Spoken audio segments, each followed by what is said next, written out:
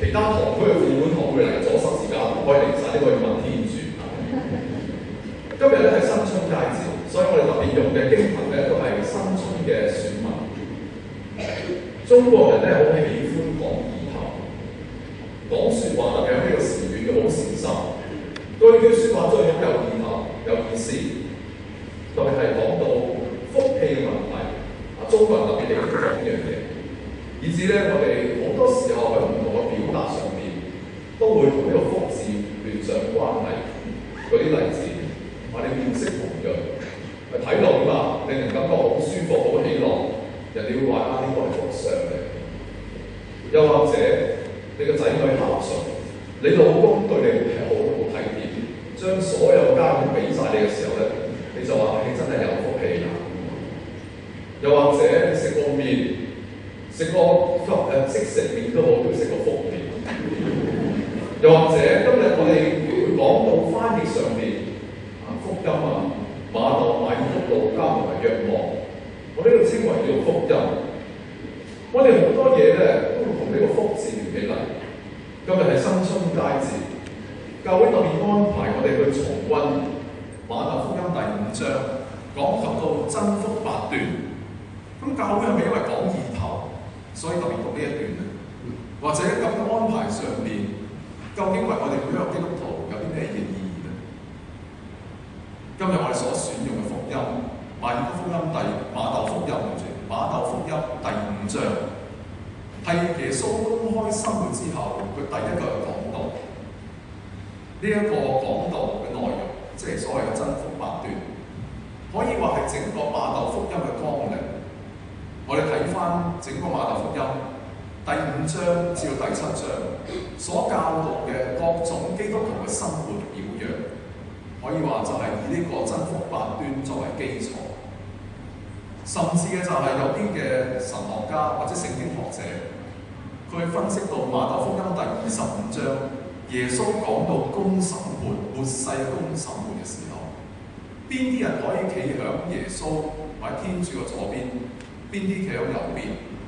又或者邊個可以得到永生？邊個要受永罰？同樣都係以呢個真福8端作為基礎去決定。值得我哋留意下，如果咁理解嘅時候，真福8端為我哋每一個基督徒都係一個好重要嘅教導，我哋必須好好嘅認識。另一點想特別強調，先介紹嘅就係、我哋留意一下福音裏面所描述，當耶穌佢準備公開生活去講道，佢嚟到群眾面前嘅時候，聖經學者好特意強調，耶穌呢刻係坐低。唔知大家有冇留意到呢個部分？按照猶太人嘅傳統，啲勒皮即係嗰啲師傅，佢會經常四處去講道，去到唔同嘅地方，佢就會點啊？去向人講解，去教導群眾。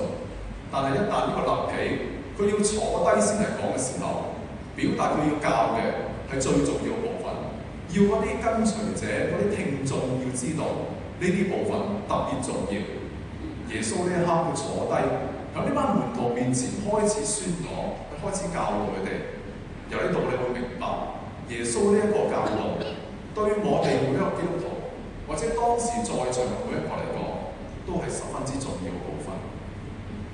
今日少少嘅神父喺度同大家分享道理嘅時候，恐怕冇辦法將啲真福8端着個條目去細節去講，否則話除非你俾2個鐘頭，咁可能我就可以同你慢慢去着條去解釋。今日我哋去重溫呢個部分嘅時候，神父亦都唔想粗略咁去介紹，反而就係想從一啲嘅地方同大家做啲嘅反省，究竟啲真福8端為我哋再重溫呢個部分，個意義喺邊度？第一個我想同大家分享就係有關於原文翻譯嘅問題。按照思高聖經，即係我哋天主教嘅版本，又或者新教、基督新教其中一個叫和合本，當佢哋翻譯呢個部分嘅時候咧，佢哋用嘅句式都係相同，我哋都係相同，就係乜乜乜嘅係有福嘅，因為乜嘢乜嘢乜嘢。剛才大家聽到，或者我哋甚至已經背到熟咗。無論係我哋嘅版本又好，基督教版本都好，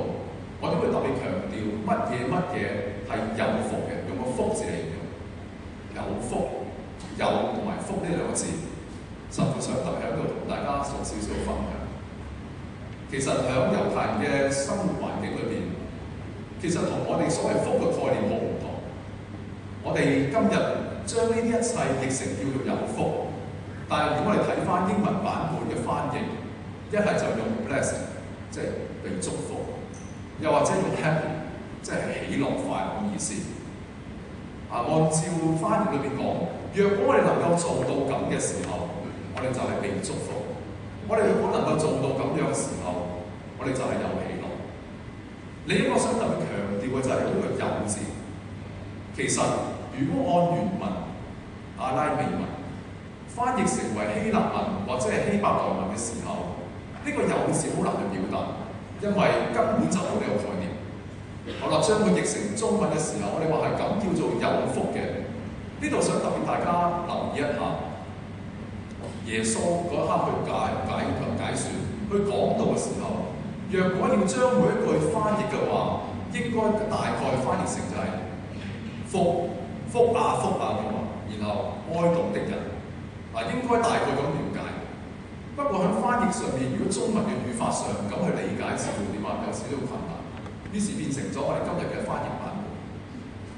耶穌嗰刻係強調，要我哋每一個明白，要佢嘅門徒明白呢一刻，只要你願意跟隨我今日去教導去生活，呢一刻要留意，呢一刻你就係有福。舉個例子，同小朋友講：小朋友你乖啊，嗱你做晒功課就有雪糕食啦。好啦，點樣理解呢句説話咧？即係言下之意，呢個小朋友應該係點啊？未做功課啦，可能懶緊啦，扭緊計啦，佢話爸爸媽媽氹佢，嗱你做啦，你做完就有雪糕食啦。可能前面啲細路仔開始話，其實我真係未做完啦，我要翻學啦。即係未做完之後，父母氹佢，嗱你做晒就將會咁啦。佢話係表達一個將來概念。但係耶穌而家一強調就係話，只要你呢一刻你願意做，你人立即就係被祝福過。你只要願意呢一刻去實踐我所教導嘅，你就係喜樂嗰個。我哋要明白呢兩個概念，個福字同埋個有字嘅理解。今日係新春佳節，當我哋重溫呢個山中聖訓或者真福八端嘅時候，值得我哋去反省一下。喺一年嘅開始，中國人好中意講一年之計嘅嘛，在於春。我哋好中意有啲計劃，可能咧無論係成人又好，或者小朋友俾父母長輩問今年有啲乜嘢嘅計劃？你可能會噏一大堆。你今年新春開始，你有啲咩期望？你有啲咩想做？呢一刻，耶穌邀請我哋，此時此刻，你就去實踐佢嘅教導，而唔係記住，唔係作長篇大論嘅反省。反省完之後，跟住點啊？一事無成。結果一年過後，又到新春佳節嘅時候，於是我哋又去反省。我哋嚟緊呢年，我哋可以做啲乜嘢咧？似乎呢個咁嘅表述唔係一個太好嘅表達。我哋想去計劃將來，本身呢個概念、呢個行動係好，但係若果我哋只係得個講字，而唔係落實現在就去做嘅時候，似乎有啲可惜。我哋係教中方濟國，佢向新近所寫一本勸諭，唔知大家有冇睇到？就係呢一本。佢話：你們要歡喜踴躍，論當世成聖嘅召叫。呢本勸諭有冇幾多？有邊位兄弟姊妹有睇過呢本勸諭嘅？請舉手。知道有呢本勸諭嘅請舉手。都好嘅，起碼有人知。鼓勵大家，你買一本15蚊啫，真係值得買。慢慢去睇。你話我連15蚊都唔好啦，環保啊嘛！我哋今日講，上網可以揾得到，可以下載。鼓勵大家，你真係今年用啲時間。去慢慢去着個項目嚟去讀、去反省。我哋嘅教宗強調，我哋作為基督徒，當世嘅基督徒，我哋每一個人都有被召叫成聖嘅可能。成聖做聖人，唔係專屬向某啲人先去做。聖人你做啦，我唔做啦，我做罪人好啲，做人開心，做罪人開心啲，下面多啲 friend 啊嘛，係嘛？要做聖人，我覺得好孤獨喎。可以用咁諗，我哋好凄涼。我哋作為基督徒，我哋每一個人都有成聖呢個可能，呢個目標。真福八端就係今日我哋教宗喺呢本勸言裏邊，用咗好大嘅篇幅，着個項目慢慢去同我哋講，究竟我哋點樣實踐真福八端嘅教導，就能夠成聖。真福八端係我哋每一個基督徒生活取態。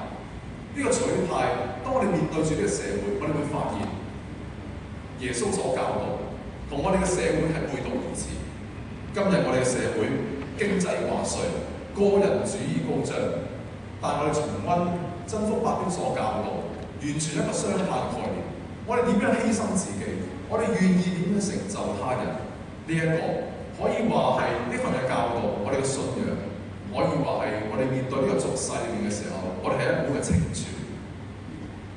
弟兄姊妹，若果你有印象，當耶穌公開生活講完真福八端之後，馬竇福音跟住講嘅係乜嘢？唔知大家知唔知道？就係耶穌提醒我哋做鹽做光，做鹽做光，唔係只係單把口去講，而係點啊？要去實踐，要將佢做出嚟。我哋要成為世界嘅光，要讓人藉着我哋嘅行為、我哋嘅生活，讓人睇到天主嘅美善。一旦你願意咁去做，要留意去到地鹽世光呢個教導，耶穌提醒我哋，唔係我哋一個人自己去做，而係你們都要成為地鹽世光。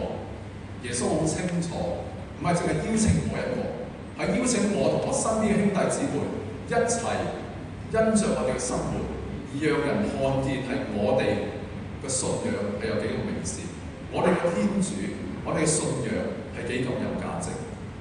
今日當你願意重新去反省，準備好過呢個新年，點樣去檢視自己，去立志嘅時候，值得我哋由今日開始好好嘅立志，藉着我哋生活，讓人看見我哋嘅信仰，我哋嘅美善。主有各位。